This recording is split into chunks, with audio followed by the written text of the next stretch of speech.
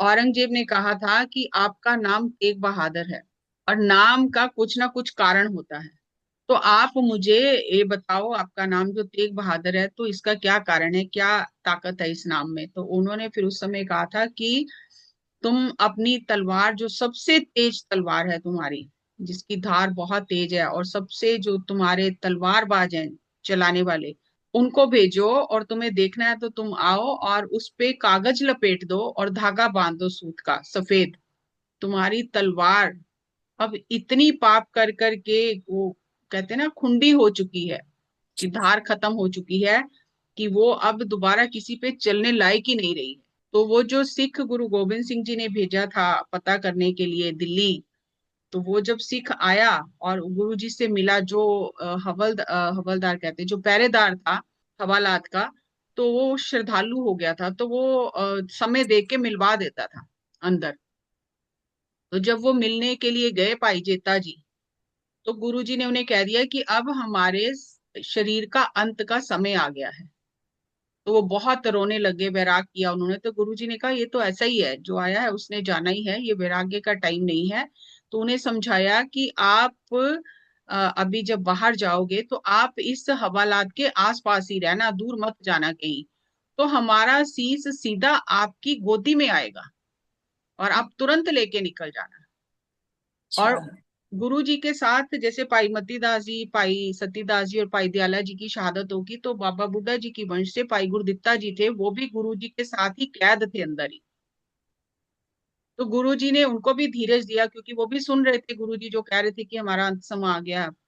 तो फिर उन्होंने उनको भी गुरु जी ने धीरज दिया और कहा कि आपको कल छोड़ दिया जाएगा, अच्छा। आपको ये कुछ नहीं कहेंगे, आपको छोड़ देंगे, और उसके बाद जहां आपकी मर्जी है वहां चले जाना। तो उन्होंने फिर गुरुजी को कहा कि मैं तो आपके चरणों के बिना जीने की कल्पना भी नहीं कर सकता हूँ, मैं भी तुरंत प्राण छोड़ दूंगा, आप मुझे साथ ही लेके चलो।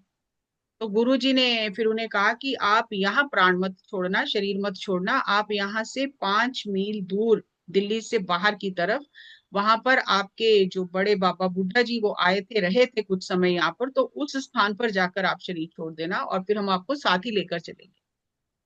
तो फिर उन्होंने, बाबा गुरदित्ता जी ने वहां शरीर छोड़ा जाके, और भाई जेता जी की जब गोद में शीश आया तो वो अपने चद्दर में लपेट के तुरंत वहां से चले गए। तो इतिहास ऐसा भी कहता है कि वो जो औरंगजेब की तलवार थी वो गुरु जी के आ, गर्दन को छू नहीं पाई।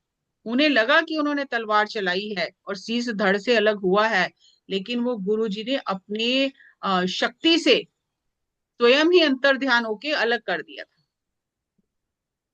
तो वो वार से पहले ही तुरंत अलग होके भाई जेता जी की गोद में चला गया। तो सफेद जो धागा बंधवाया इसीलिए कि उस पे खून ना दिखे, तो हाँ, देख हाँ, सके कि तुम्हें पता चल लाल जाए कि तो आया तुम्हारे ही है। तुम्हारे वार से नहीं कटा है शीश हाँ हमारा, जी। हाँ जी। इसीलिए सफेद धागा बंधवाया था। और लेकिन वो थड़े पर खून गिरा, क्योंकि जो शरीर का धर्म है वो तो होगा ही ना। जब धड़ हाँ गिरा, जी। वो खून गिरा। तो आज ही मैं कथा सुन रही थी, तो अभी क्या है ना, बीच में इतिहास में इतनी मिलावट कर दी है कि समझ ही नहीं आता सही क्या है क्या नहीं है, इतनी मिलावट हो चुकी है। लेकिन अभी धीरे धीरे हाँ। कुछ परतें खुल रही हैं। तो उन्होंने बताया कि आज ही मैं भी सुन के हैरान होगी, तो उन्होंने, शीशगंज साहब में कथा कर रहे थे जो मुखी हैं, तो उन्होंने बताया कि जब दिल्ली को सिखों ने जीत लिया काफी समय बाद, 100 साल बाद तकरीबन, तो फिर उनके मन में ये जो शीशगंज गुरुद्वारा है, यहाँ भी मस्जिद बना दी थी तोड़ के। मतलब वो तो अच्छा। वैसे तो औरंगजेब की कोतवाली के साथ लगती थी ना जगह, तो हाँ यहाँ जी। मस्जिद बना दी थी कि गुरु जी की निशानी खत्म हो जाए, कि आने वाली पीढ़ियां याद करेंगी, तो इसके ऊपर मस्जिद बना दी थी।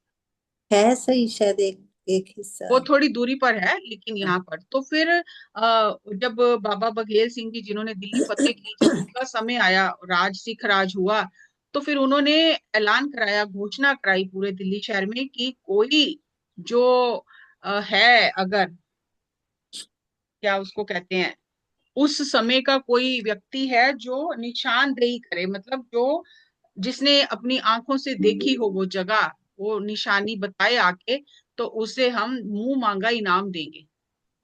तो उसमें बता रहे हैं कि एक जो पानी भरने वाले होते हैं ना, जो मश्क लेके पानी भरते थे, तो उस समय उसके दादा ने अपने हाथों से वो स्थान धोया था, गुरु जी का खून वाला जो स्थान था, तो वो पेड़ के नीचे। तो वो उन्होंने कहा, फिर वो उस समय उस लेडी की उम्र 150 साल हो चुकी थी, इतनी बुजुर्ग हो गई थी। जब उसने वो सुना तो उसने फिर किसी तरह से इन तक पहुंची, और उसने कहा कि उस समय में 4-5 साल की थी और मैं अपने दादा के साथ वहां खड़ी थी, मेरे सामने उन्होंने धोया। फिर उसने बताया कि ये मस्जिद है, इसके यहाँ पे ये खुई है, मतलब छोटा है तो खुई कहते हैं, बड़ा है तो खूह कहते हैं पंजाबी में, कुआं और कुई जैसे होती है छोटी। तो फिर उसने आके निशानियां बताई कि ये जो कुआं है इसमें गुरुजी ने स्नान किया, और इसके पास ये बरगद के पेड़ जो है, बरगद का, यहाँ इसके नीचे बैठकर गुरुजी की शहादत हुई। और वो फिर कहते हैं 1937 तक वो पेड़ हरा भरा था।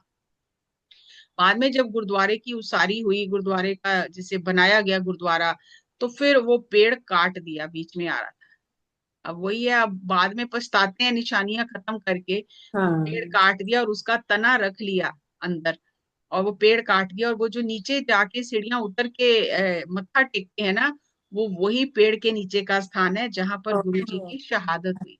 अच्छा, हमें ये बात पता ही नहीं। हाँ, किसी को एक नहीं पेड़ पता। का तना मैम नीचे भी आ रहा है, जहाँ जोड़ा घर बना है वहां से भी एक कुछ मेरे को लग रहा है नहीं, कहीं पर पेड़। वो नहीं, वो कोई और वो पेड़ है। नहीं, कोई और है। लेकिन वो पेड़ जो था ना वो ऐतिहासिक, स्थान बन गया। वो नहीं रहा। उसका तना उन्होंने ऊपर गुरुद्वारे में फ्रेम करा के शीशे में रखा है, अच्छा। निशानी के तौर पर। और वो जो थड़ा साहब जिसको बोलते हैं, नीचे जहाँ के मत्था टेकते हैं, वो स्थान है जहाँ गुरु जी की शहादत हुई। अच्छा। तो वो फिर कह रहे हैं कि बाबा बघेल सिंह जी जो थे उस समय शाही खजाने में जितना सोना था, सारे का सारा सोना उस बुजुर्ग औरत को दे दिया, कि तूने हमारी इतनी मदद की है कि हमें हमारे पिता का स्थान बताया है। फिर वो जितने जरनैल थे उन्होंने अपने हाथों से ये मस्जिद तोड़कर यहाँ पर गुरुद्वारा उसारा, क्योंकि गुरुद्वारे की उसारी गुरु गोविंद सिंह जी ने भी करवाई थी निशानदेही करके, जब वो दिल्ली आए थे। लेकिन फिर राज तो थोड़ा टाइम रहा ही ना उनके बाद भी मुसलमानों का, फिर वो हम्म। तोड़ फोड़ करके ये सब कर दिया। लेकिन बाद में फिर सब निशानियां ढूंढी गई। और देखो, सत्य का बीज नाश नहीं होता, कोई ना कोई तो गवाही भरता ही है, कोई ना कोई। अभी देखो उस औरत का देखो कि हाँ, उसका कितना बड़ा योगदान है, कि उसकी लंबी उम्र शायद इसीलिए हुई होगी इतनी। इसीलिए हाँ, मैं भी यही कहने वाली, इसीलिए इतना वो बुजुर्ग और हुई वो है। उतनी उम्र में भी वो सब कुछ कर पाई, हम्म। बता पाई, तो निशानियां बता पाई, और फिर वो स्थान ढूंढा और जगह बताई। तो ये इस तरह से, मतलब अब जैसे जैसे खोज होती है, जैसे जैसे चीजें सामने आती हैं, तो मुझे भी बड़ी हैरानी होती है कि कई चीजें मुझे भी अभी नई नई पता चल रही है। हम्म। मतलब ये बहुत हैरानी की बात है। लेकिन क्या है ना कि ये जो नफरत फैलाने वाले हैं, जो ईर्ष्या द्वेष फैलाने वाले हैं, वो लोग ना चीजों का रूप बदल देते हैं। हाँ जी। वो इस तरह से बात करते हैं कि अच्छे अच्छे लोगों का ब्रेन वॉश हो जाता है। सही बात तो वो सत्य को ढकने की कोशिश की जाती है ना। है। लेकिन समय जरूर लगता है। लेकिन वो कह रहे हैं कि जिस तरह से ये शताब्दी मनाई गई है ना, आज तक ऐसी शताब्दी पहले नहीं मनाई गई। कभी क्योंकि नहीं देखी, हाँ। क्योंकि कह रहे 300 साल शताब्दी जो मनाई गई थी, वो जो जिन्होंने देखी है, या जिनके दादा या पिता ने देखी है, वो कह रहे हैं तब नगर कीर्तन निकला था शीशगंज से शीशगंज तक का, अनंतपुर साहब तक का, तो 22 लाख लोग थे उस नगर कीर्तन में। 22 लाख। तो अब मैंने देखो, रखा। हमने तो वो शताब्दी देखी नहीं है, हमने तो यही देखी है ना, हम इसी की बात कर सकते हैं। हम्म। तो इस समय ज्यादा इसलिए हो गया, इस समय तो फिर पूरी दुनिया का पता चला ना, तब तो भारत का ही, चलो इंडिया का ही पता चला होगा। आज तो पूरी दुनिया में मनाई जा रही है ना। तो आज पूरी दुनिया का पता चले, क्योंकि बिकॉज ऑफ द टेक्नोलॉजी, जो डिजिटल हम देख रहे हैं, ये वाईफाई और ये सब जो इतनी फैसिलिटीज हो गई हैं, उस वजह से हर चीज पता चल रही है। तो ये इसलिए ये शताब्दी बहुत महान है, और सत्य उगड़ उगड़ के सामने आ रहा है, चीजें नई नई पता चल रही हैं। और जो लोगों के दिलों में एक वो नफरत का भाव था ना, हिंदू सिख मुसलमान, वो खत्म हो रहा है। पहले कह दो कि गुरु तेग बहादुर जी ने हिंदू धर्म की रक्षा की तो लोग भड़क जाते थे, लेकिन अब वो सच्चाई समझ में आ रही है लोगों को। अब वो सच्चाई समझ में आ रही है। तो इसलिए ये बहुत, जो कई कई जो लोग हैं ना, उन्होंने गलत प्रचार करके वो बहुत ये फैला दी हैं चीजें। लेकिन अब धीरे धीरे सत्य सामने आ रहा है, तो लोगों की समझ में आ रहा है, तो लोगों का हृदय बदल रहा है अंदर से, एक दूसरे के प्रति सद्भावना, प्रेम, प्यार, करुणा, क्षमा, वो आ रहा है। क्योंकि ऐसा नहीं है कि सारे सिख सही है, सारे हिंदू सही है, सारे मुसलमान सही है। हर धर्म में हर तरह के लोग होते हैं, बिल्कुल। लेकिन मानवता का जो धर्म है, मानवता का धर्म गुरुओं ने सिखाया कि एक मनुष्य होने के नाते हमारा क्या धर्म बनता है, हमारे क्या कर्तव्य बनते हैं।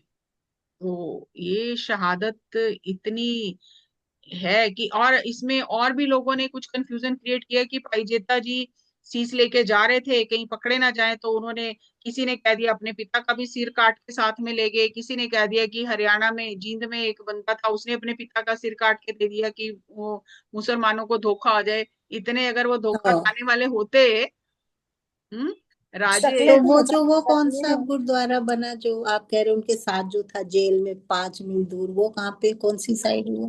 कौन सा? ये जो गुरुजी के साथ जो आदमी जेल में था उसको भी उन्होंने कहा गुरपाल, 5 मील वो दूर वो जाते अभी हैं। तक वो पहचान नहीं हो पाई। वो नहीं। मतलब अच्छा। पहले पहचान हुई, और फिर बाद में, फिर बीच में अंग्रेजों का भी तो राज आया ना, हाँ जी। तो निशानियां तो खत्म कर दी गई ना, तो वही वो बता रहे थे कि अब दोबारा फिर पहचान नहीं हो पाई। और ये कह रहे कि जो रकाबगंज गुरुद्वारे का नाम है, ये भी मैंने आज ही सुना, तो मुझे लगता है कि चलो शेयर कर दें। कह रहे हैं कि वो जो लक्की शाह वंजारा था ना, वो उस समय का इतना धनी व्यक्ति था, भारत में वो नंबर 1 धनी व्यक्ति था। अच्छा। और सरकारें उससे पैसा उधार, मतलब ब्याज पे लेती थी, और उसके जहाज चलते थे, उसके मतलब हजारों लाखों बैल और घोड़े थे, बहुत बड़ा व्यापारी था। और जो रकाबगंज नाम है ना, वो बता रहे थे कि मतलब जब वो घर जाता था, उसका घर था वहां, जब वो घोड़े की रकाबें उतारते थे तो पहाड़ जितना गंज, मतलब पहाड़ जितना ऊंचा रकाबों का वो ढेर लग जाता था। तो इसलिए उसका नाम ही रकाबगंज हो गया।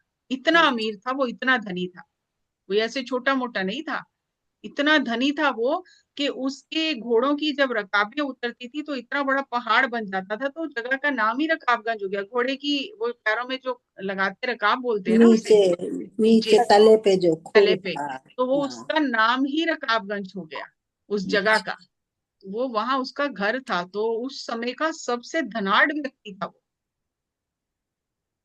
तो उसने उस समय इस चीज की परवाह नहीं की कि मेरी जान चली जाएगी, मेरा धन चला जाएगा, मेरा कुछ चला जाएगा। उसने कहा कि नहीं, मुझे सेवा करनी है, अपने गुरु के धड़ को सही तरीके से उसका अ, संस्कार करना है। हमारे में संस्कार नहीं कहते, हमारे में अंगीठा कहते हैं, अंगीठा साहब, जहाँ पर गुरुओं की देह को रखा किया जाता है, अग्नि के स्पुर्द किया जाता है, उसे अंगीठा साहब कहते हैं। जैसे बाला साहब गुरुद्वारा है दिल्ली में, तो वहां पर गुरु हरकृष्ण साहब जी का अंगीठा है, माता साहिब देवा का अंगीठा है, और माता सुंदर कौर, 3 अंगीठे हैं वहां पर। तो जहां जहां पे गुरुओं का देह का किया जाता है, अग्नि को स्पुर्द किया जाता है, तो उसका नाम अंगीठा साहब रख दिया जाता है।